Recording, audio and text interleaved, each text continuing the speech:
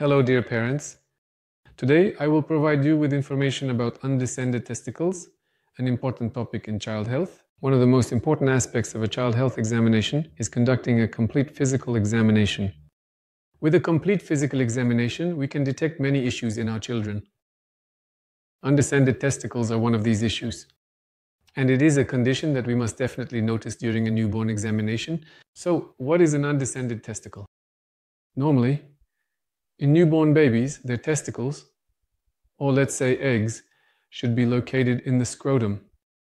If one or both testicles have not descended into the scrotum, this condition is called undescended testicles. Undescended testicles are one of the most common birth health problems in male children.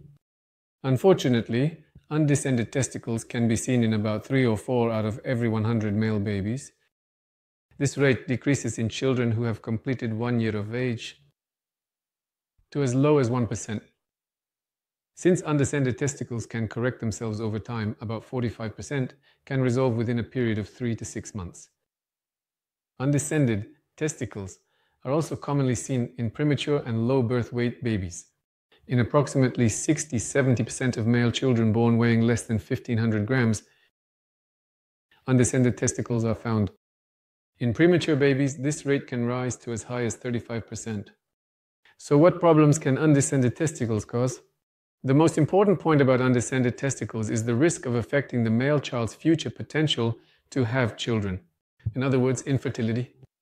Additionally, the risk of testicular cancer is higher in these babies compared to normal.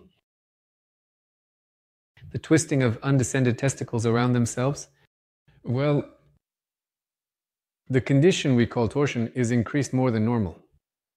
In babies with undescended testicles, the inguinal canal may also be open, increasing the likelihood of an inguinal hernia. Lastly, the absence of the testicle in the scrotum, meaning an empty scrotum, can also create negative psychological effects for the child in the future. These can cause psychological problems. So how is the diagnosis of undescended testicles made? The best and most reliable method for diagnosing undescended testicles is a thorough examination. In 80% of cases with undescended testicles, the testicle can be felt in the inguinal canal or in a different location. During the examination, the inguinal region, neighboring areas, and the opposite scrotum should be carefully inspected. In cases where the testicle cannot be felt at all during the examination, there is a possibility that the testicle has remained inside the abdomen. In this situation, no imaging method is sufficient.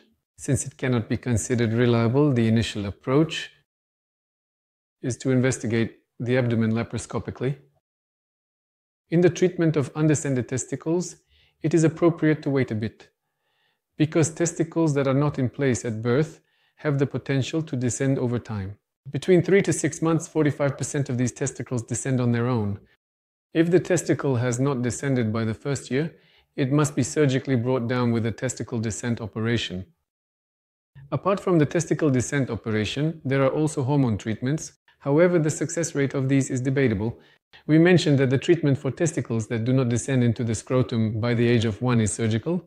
If surgery for undescended testicles is delayed, irreversible problems may occur. Therefore, the surgery should not be postponed. In fact, it is not a difficult surgery from the perspective of surgeons. A child who has surgery in the morning today can be discharged in the evening or at the latest the next day. The risk of undescended testicle surgery is very low, and the risk of recurrence is also very low. However, these surgeries are performed by pediatric surgery or children, specialist doctors who have trained themselves in this field. And these were the things I wanted to convey about undescended testicles. Thank you for watching. Stay with love.